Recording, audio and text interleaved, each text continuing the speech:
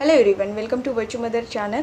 मैं हूं आपके साथ सोनल और आज का जो वीडियो है वो है स्पेशली ब्रेस्ट फीड करवाने वाली मदर के लिए। जी हां, अगर आप एक ब्रेस्ट फीडिंग मॉम हो और अचानक से आपको कोई बीमारी लग गई है, खांसी ज़ुकाम हो गया है या फिर फीवर आ गया है, तो ऐसे में हमारे दिमाग में एक कॉमन क्वेश्चन आता है कि ऐसे बीमारियों के टाइम पे या किसी मेडिकेशन पे अगर हम हैं तो ऐसे टाइम पे क्या हम अपने बच्चे को ब्रेस्ट फीड कंटिन्यू करा सकते हैं, क्या हमारे बच्चे का ब्रेस्ट फीड हम कंटिन्यू रख सकते हैं। तो ये बहुत ही कॉमन क्वेश्चन है, हर एक मदर के दिमाग में मदरहुड के जर्नी के टाइम ये क्वेश्चन आता ही है।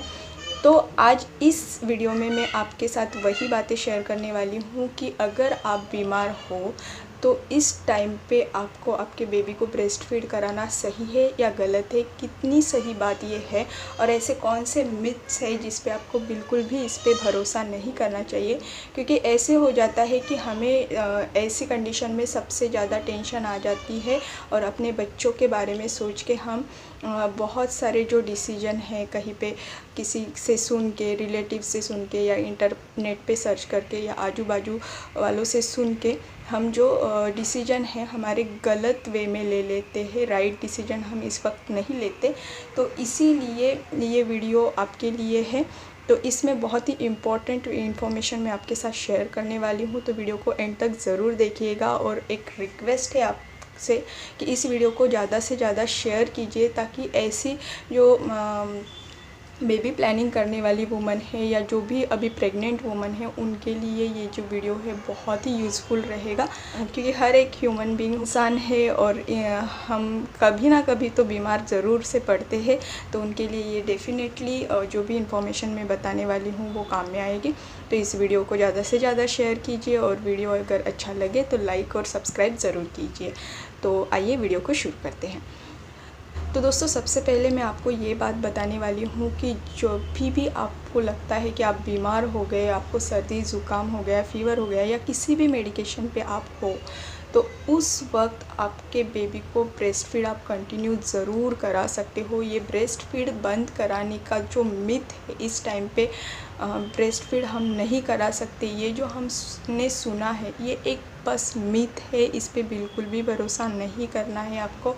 अगर आप डॉक्टर से पूछोगे तो डॉक्टर भी आपको यही सलाह देंगे कि आप ऑफ कोर्स मेडिकेशन पे रहो या कोई भी बीमारी आपको हो, फिर भी आपका जो ब्रेस्ट फीडिंग का प्रोसेस है वो कंटिन्यू करा सकते हो। आपके बेबी को आप ब्रेस्ट फीड ज़रूर से करा सकते हो। बस आपको कुछ बातों का ध्यान रखना है, बहुत छोटी छोटी और सिंपल बातें हैं, उसका आपको ध्यान रखना है, गाइडलाइंस को प्रॉपर तरीके से फॉलो करना है।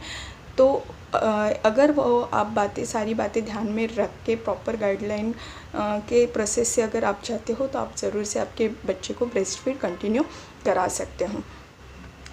एक्चुअल क्या होता है कि जब भी हम डिलीवर करते हैं बेबी को तो मदर की जो बॉडी है वो बहुत ज़्यादा वीक हो जाती है और ऐसे केसेस में क्या होते हैं, मदर को बीमारी लगने के चांसेस बढ़ जाते हैं। तो इसीलिए प्रॉपर डॉक्टर का गाइडलाइन लेना बहुत ज़्यादा या डॉक्टर की राय लेना बहुत ज़्यादा इम्पॉर्टेंट हो जाता है। तो हम अभी स्टेप बाय स्टेप देखते हैं कि हमें कौन सी बातों का ध्यान रखना चाहिए।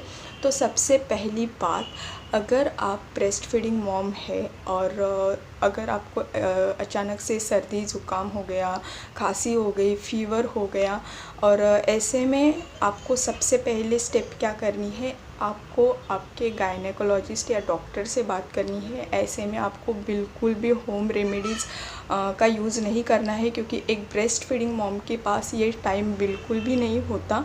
तो इसीलिए सबसे पहली राय आपको लेनी है आपके डॉक्टर की और उनको ये बात ज़रूर से बतानी है कि आप आपके बेबी को ब्रेस्ट फीड करा रहे हो, ब्रेस्ट फीडिंग की प्रोसेस आपकी चल रही है। तो उस हिसाब से डॉक्टर आपको आपका चेकअप करेंगे, आपको एक्सेस करेंगे और उस हिसाब से वो सेफली दवाइयाँ आपको प्रिस्क्राइब करेंगे, लिख के देंगे, ताकि वो आपको भी क्विकली रिकवर करे प्लस आपके बेबी को भी इससे कोई हार्म नहीं होना चाहिए।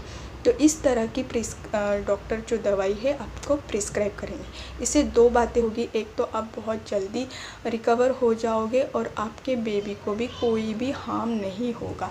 लेकिन आपको इस बारे में डॉक्टर से ज़रूर पूछना चाहिए। ऐसा आपको बिल्कुल नहीं सोचना चाहिए कि पहले तो मैं ऐसे कुछ थोड़ा सा बीमार हो जाए तो अपने मन से दवाई ले लेती थी। फॉर एग्ज़ाम्पल जैसे क्रोसिन अगर आप फ़ीवर के वक्त लेते थे तो अभी भी मैंने क्रोसिन ले लिया तो चलेगा, ऐसा बिल्कुल भी आपको माइंडसेट नहीं बनाता। क्योंकि जो भी उसमें कंटेंट होता है वो कंटेंट आपके ब्लड में मिक्स हो जाता है और ब्लड से वो आपके मिल्क में चला जाता है। जो भी मिल्क ब्रेस्ट मिल्क आपका प्रोड्यूस हो रहा है उसमें वो कंपोजिशन मिक्स हो जाता है और फिर वो मिल्क के थ्रू आपके बेबी को जाता है, तो वो बेबी को हार्म कर सकता है क्योंकि बेबी की बॉडी उस तरह से अभी डेवलप नहीं हुई है।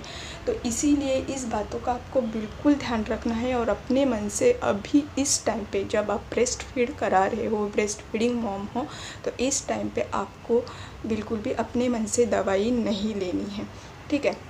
जो पॉइंट है वो है, अगर आपको लॉन्ग टर्म बीमारी चल रही है जिसकी मेडिसिन आप कंटिन्यू ले रहे हो, जैसे कि थायराइड हो गया, बीपी यानी हाइपरटेंशन हो गया, या फिर डायबिटीज़ जैसी बीमारी है और आपने डिलीवरी के बाद आपको अभी ब्रेस्ट फीड तो कराना ही है, तो ऐसे टाइम पे आपको डॉक्टर से ये आपके बीमारी के बारे में ज़रूर से जानकारी देनी है। जहाँ से भी आपका चेकअप हो रहा है, 9 मंथ का जो आपका चेकअप चल रहा है, वो डॉक्टर को उस टाइम पे तो पता रहता ही है। फिर भी एक बार डॉक्टर को ये बात ज़रूर से याद दिलानी है, बतानी है और फिर ये बताना है कि ये मेडिसिन मैं इस बीमारी के लिए ले रही हूँ, तो क्या ये मेरे बेबी के लिए सेफ़ रहेगा।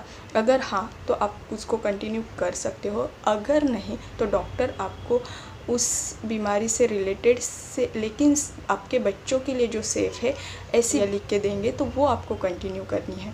तो ऐसे में क्या होगा, अगेन वही चीज़, आपकी बीमारी के लिए वो दवा भी जाएगी, यानी आपकी मेडिसिन भी कंटिन्यू रहेगी, प्लस आपके बेबी के लिए भी ये सेफ़ रहेगा, यानी बेबी को भी इस मेडिसिन से कोई हार्म नहीं होगा।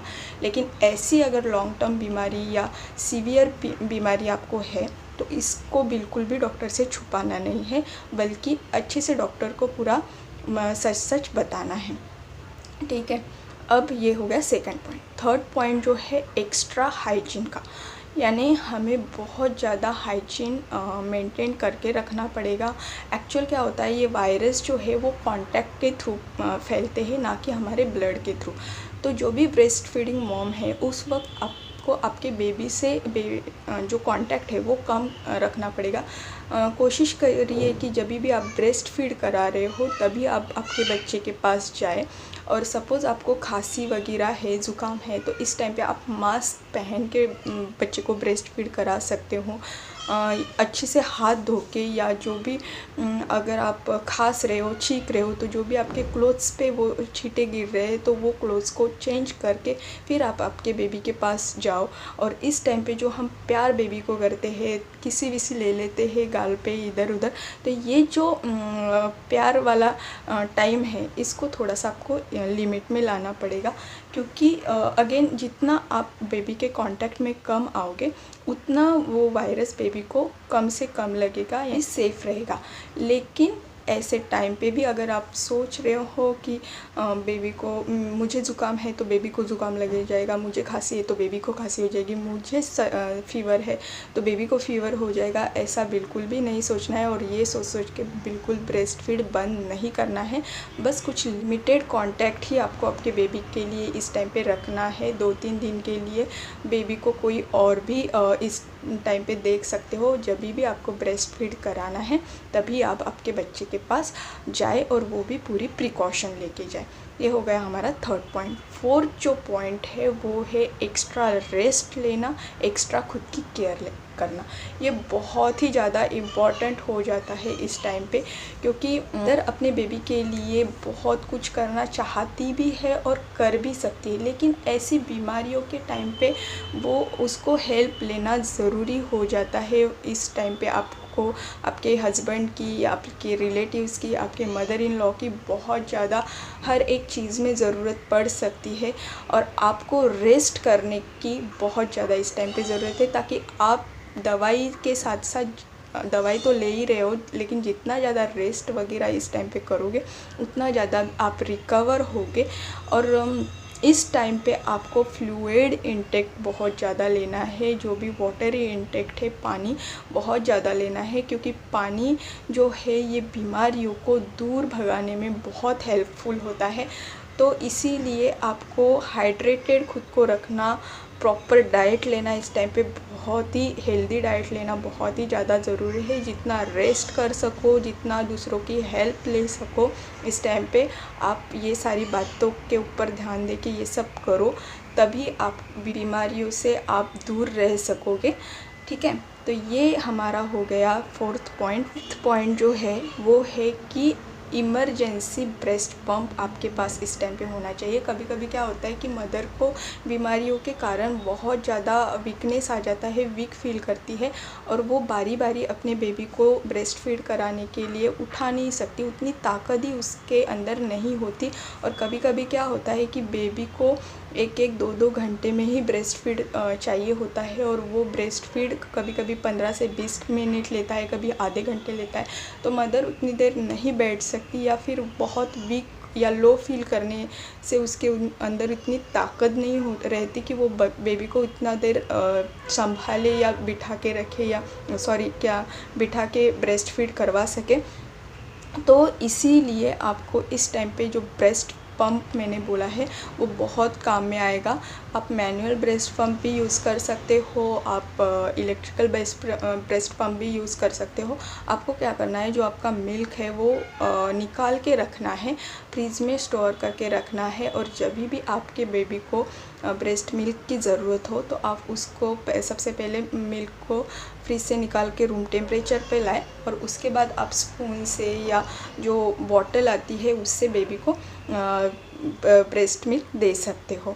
तो यानी फीडिंग करा सकते हो। तो इस तरह से आप इमरजेंसी के टाइम पे ब्रेस्ट पंप ज़रूर से आपके पास रखिए। जो पॉइंट है वो बहुत ही इम्पॉर्टेंट पॉइंट है, और वो है कि आपको आपके मन से बिल्कुल भी दवाई नहीं लेनी। बहुत सारी महिलाएं यहीं पे गलती कर देती है, और इसीलिए महिलाओं को ये स्टेटमेंट दिया गया है, ये सेंटेंस महिलाओं के लिए इसीलिए बना है इस सिचुएशन में कि न्यूली मदर को या ब्रेस्ट फीडिंग मदर को ज़्यादा दवाई नहीं खानी चाहिए। क्योंकि क्या होता है, बहुत बार ऐसे सिचुएशन में मदर अपने मन से दवाई ले लेती, ये सोच के कि पहले तो हम ले लेते थे, अब क्या होगा, या फिर डॉक्टर के सलाह लिए बिना वो मेडिकल में जाके केमिस्ट से ही अपने मन से दवाई पूछ लेती है, या उनके मन से दवाई ले लेती है।